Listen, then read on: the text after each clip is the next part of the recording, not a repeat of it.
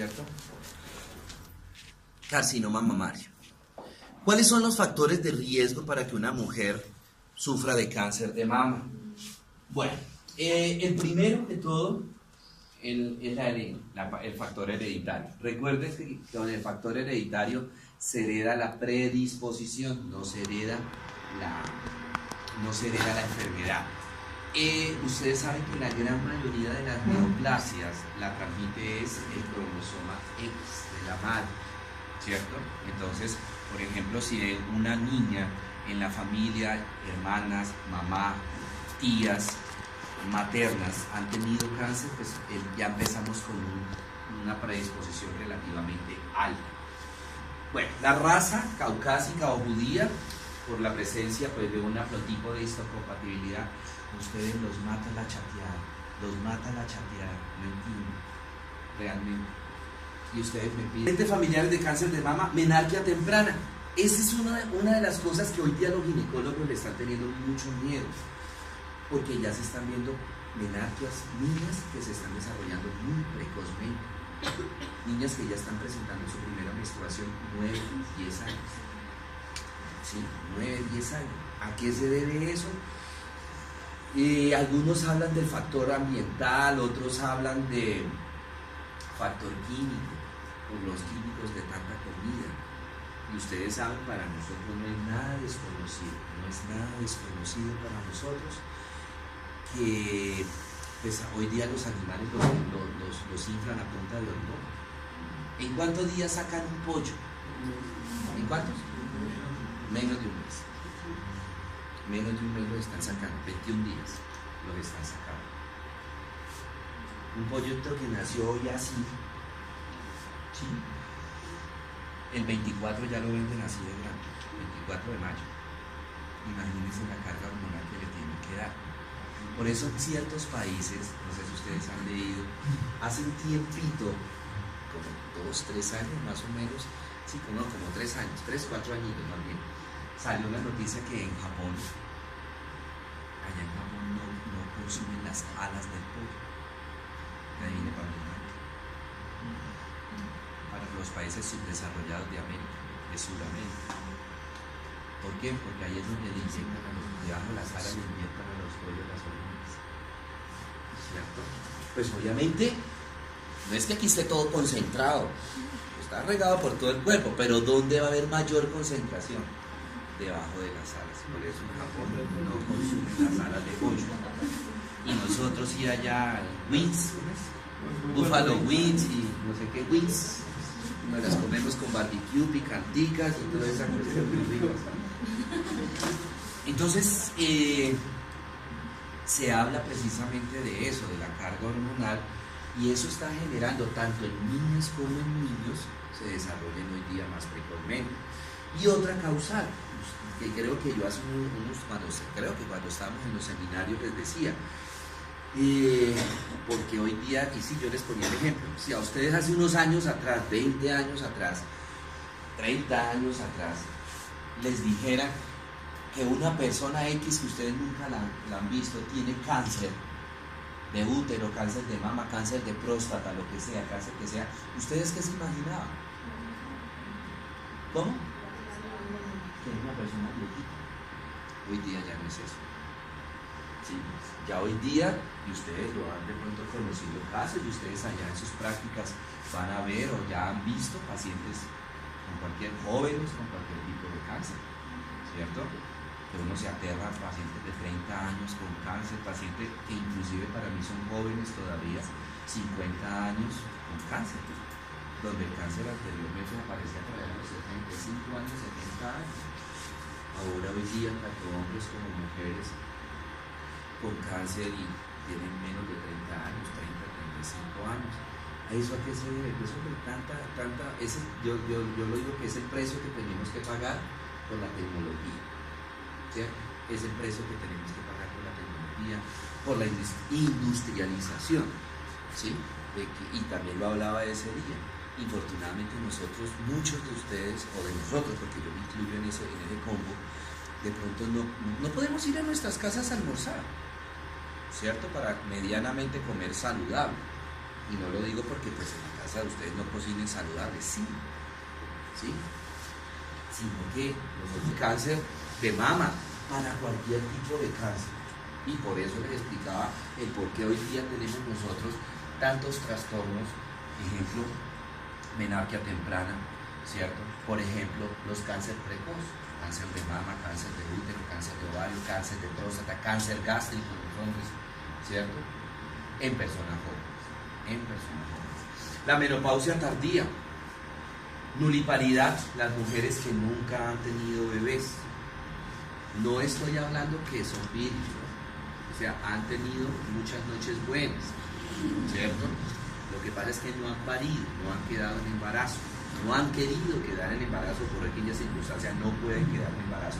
Edad dañosa del primer parto, pacientes que después de los 30 y algo de años, 35 años más o menos, hablan los ginecólogos, es que experimenta su primer embarazo. ¿Sí? Señor.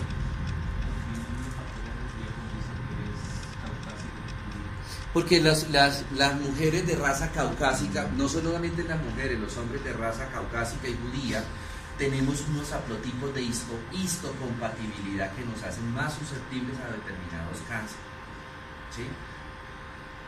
Dependiendo del haplotipo que tengamos, así va a ser la predisposición o el favorecimiento a un determinado tipo de cáncer, ¿cierto?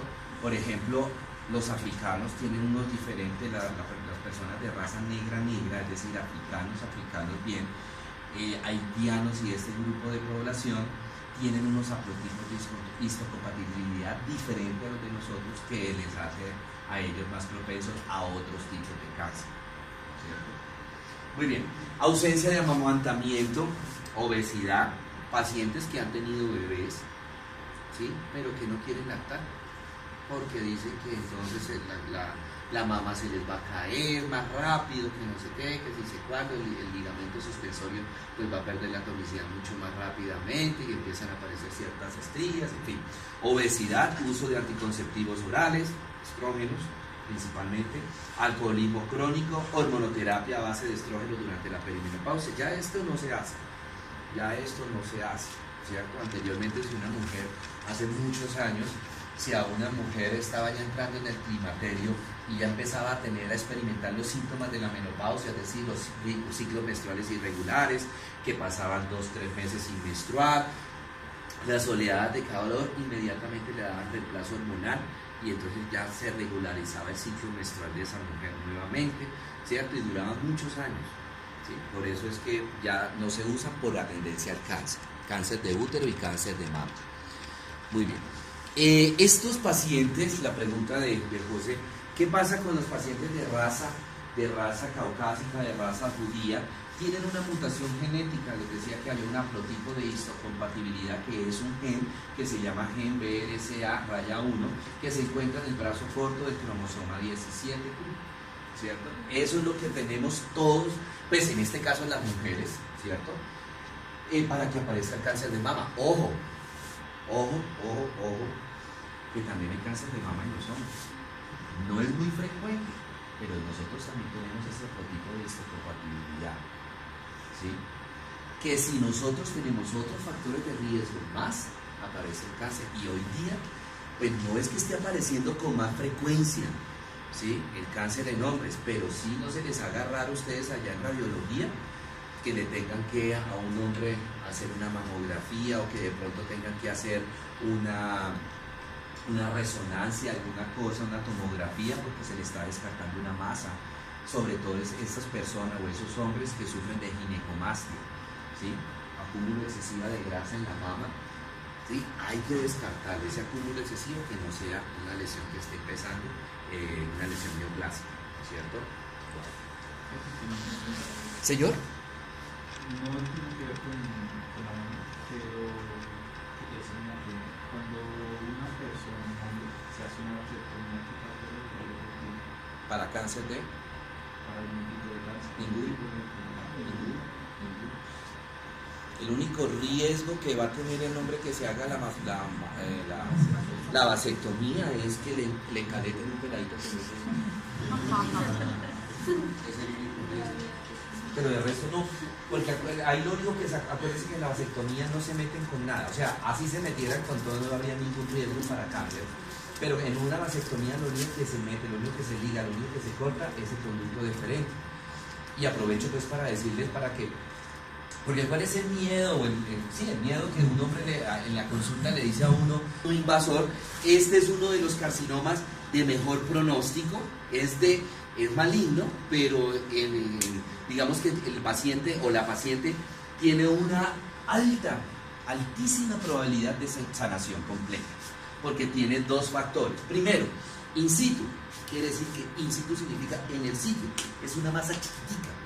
Y segundo, no invade. ¿Cierto? Entonces, esos dos criterios, por así decirlo, le confieren a la patología un riesgo de sanación de la paciente al 100%, prácticamente al 100%. De este carcinoma in situ invasor existen dos tipos, está el lobular y está el ductal. El lobular, entonces, va a afectar, como el nombre me lo indica, la parte de los lóbulos mamarios, ¿sí? Afecta principalmente el parénquima, el tejido mamario, que ustedes saben que la gran mayoría de estos tejidos es grasoso. Y posteriormente que inició ahí en el tejido mamario, en el tejido glandular, puede migrar a tejido ductal, a la parte de los acinos, a la parte de los conductos. Un inconveniente de este carcinoma lobular in situ es que tiende a que iniciarse bien profundo, allá cerca del ligamento suspensorio, en la parte más profunda de la mama. Inclusive en pacientes que se les hace la mamografía no se detecta porque es bastante profundo. Por eso es que es aconsejable que una paciente con riesgo de mama, es decir, por herencia y algunos otros factores, no solamente hacerle la mamografía, sino combinarla con eco, con ultrasonografía, porque a través del eco sí se podría ver por eco. Pero bueno, ustedes saben que ya esa regla que decía que hasta tal edad se hacía era eco y después de esa edad se hacía era mamografía. Ya hoy día no. Ya si de pronto el médico ve por antecedentes que la mujer puede tener un riesgo de un cáncer de mama, vuelvo a decir el antecedente de familiar, entonces combinan las dos, la eco y la mamografía, ¿cierto? Y ya, con eso se disminuye la probabilidad. Tenemos ahora el ductal, que también es de muy buen pronóstico, estamos en el mismo grupo, el carcinoma in situ no invasor. Este comienza a nivel de los conductos, específicamente, no hacia los acinos, sino a nivel ya del conducto como tal. Ambos, ninguno de los dos, tiene una tendencia a hacer metástasis, son de crecimiento muy lento, no infiltran, no son invasivos, y eso le confiere a la patología que sea de muy buen pronóstico.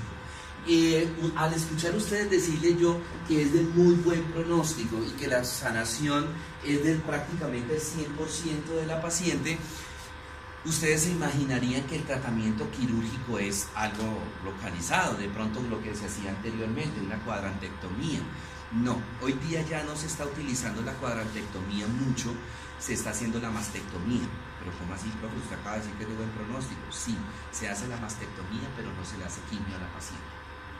Y con eso ya sí se erradica al 100% el riesgo de cáncer en la paciente. Por eso le digo que la sanación es prácticamente del 100%. Inclusive hay un proyecto de ley hoy día, no sé si realmente no sabía que había el proyecto de ley, no sé si ya lo aprobaron, que la EPS autorice a toda paciente que se le haga una mastectomía, hacerle de una vez la plástica, ¿sí? Porque a lo que, digamos, la parte psicológica de una mujer que se le hace una mastectomía es la mutilación, por así decirlo. Entonces se está tratando, el proyecto de ley es que a la paciente de una vez incluyan la plástica, la cirugía plástica, para que la paciente se vea pues una glándula mamaria, pues obviamente que es una glándula mamaria funcional, porque lo que va a tener es tejido graso nada más, no va a tener tejido glandular. Pero psicológicamente la paciente, al no ver mutilado su cuerpo, una zona plana y otra zona de pronto con la mama normal, entonces le va a ayudar mucho en la parte psicológica de la paciente, ¿cierto? Entonces acá tenemos el lobular, como se ve, y aquí tenemos el ductal, como se ve a través de mamografía, ¿sí? Mamografía y eco. Tenemos ahora un segundo tipo de carcinoma que ya no son de buen pronóstico, son de bastante mal pronóstico, que son los infiltrantes invasores. Ya por las dos palabritas ustedes se pueden imaginar. Infiltrante, invasor. Estas neoplasias, tanto la ductal como la lobular, son de muy mal pronóstico e infortunadamente, por así decirlo, son las que más frecuentemente aparecen. Son de crecimiento rápido, altamente infiltrante, invaden muchísimo el tejido, y al hablar nosotros de que es invasor, estamos haciendo referencia a que también pueden llegar a producir diseminaciones metastásicas. Entonces son lesiones que pueden producir metástasis a la mama contralateral o pueden producir metástasis linfáticas, que pues tristemente usted sabe que la glándula mamaria es una de las glándulas que tiene mayor drenaje linfático. ¿A dónde llega el 75% de la linfa de la mama? A los ganglios axilares, 75%.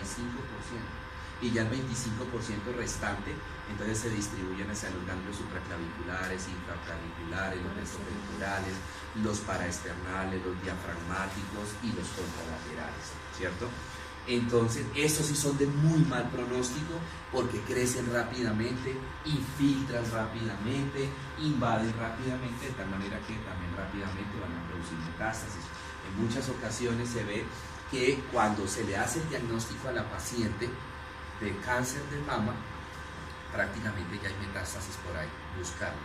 Entonces los médicos, los cirujanos, los ginecólogos empiezan a hacer sobre todo la parte por vía linfática y hemática, que es la que más frecuentemente se presenta, empiezan a hacer un sinnúmero de exámenes para descartar metástasis, ¿sí? La sobrevida de este cáncer a 5 años es una sobrevida baja, ¿sí? A 5 años es muy baja. Entonces acá tenemos el ductal, mire que son lesiones grandes que crecen bastante. ¿Cuáles son los síntomas de todo este tipo de neoplasias, de los carcinomas? Entonces, primero la masa, pero al principio pues la masa no es palpable, porque es una masa pequeña, ¿cierto? Lo característico es la hipersensibilidad. Estas masas, cuando son mujeres que todavía están, digamos, no hay climaterio, no hay menopausia, ¿cierto? La mama se torna mucho más sensible. Entonces, ojo, que si por ejemplo anteriormente en el periodo premenstrual o días antes de la menstruación la mujer nunca había sentido sensibilidad en su mama antes de la menstruación, y de un momento para otro comienza a experimentar hipersensibilidad en la mama antes de la menstruación, hay que tener mucho cuidado, ¿sí? Hay que tener. Si la paciente había tenido lo que se llama el síndrome de tensión premenstrual, no hay problema, porque siempre desde que se desarrolló, por así decirlo, venía con esas manifestaciones, un síndrome de tensión premenstrual, ¿cierto? Pero paciente que después de que se desarrolló, y son 35, 40 años, y nunca había tenido esa sensación de un síndrome de tensión premenstrual donde la mama se tornaba turgente, donde la mama se torna hipersensible, y de un momento para otro aparece esto, hay que empezar a hacerle estudio a esta paciente, porque puede ser que ya hay una masa pequeñita por ahí en la mama, ¿cierto?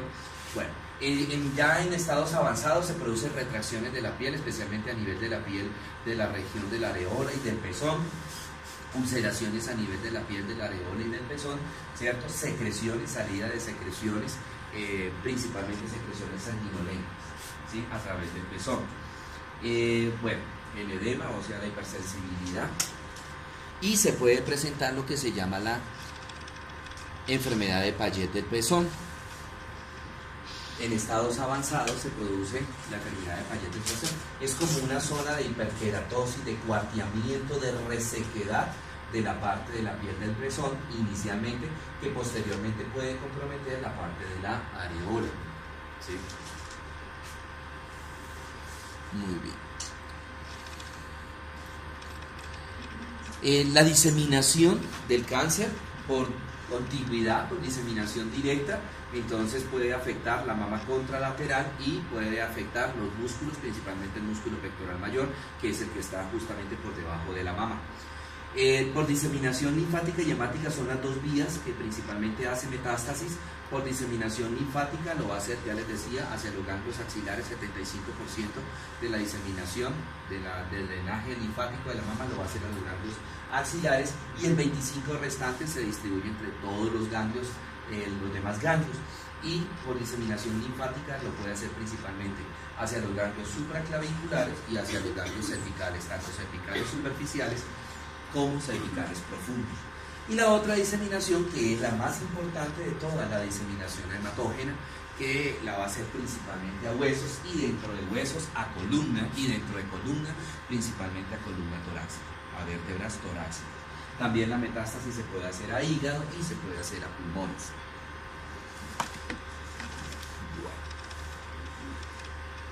El tratamiento, les decía que dependiendo del tipo de cáncer, ya hoy día, anteriormente, si ustedes ven un libro de cirugía de hace unos 10 años hacia atrás, le decían que tratamiento conservador, cuadrantectomía, más quimioterapia y o radioterapia, ¿cierto? Independiente de qué neoplasia fuera.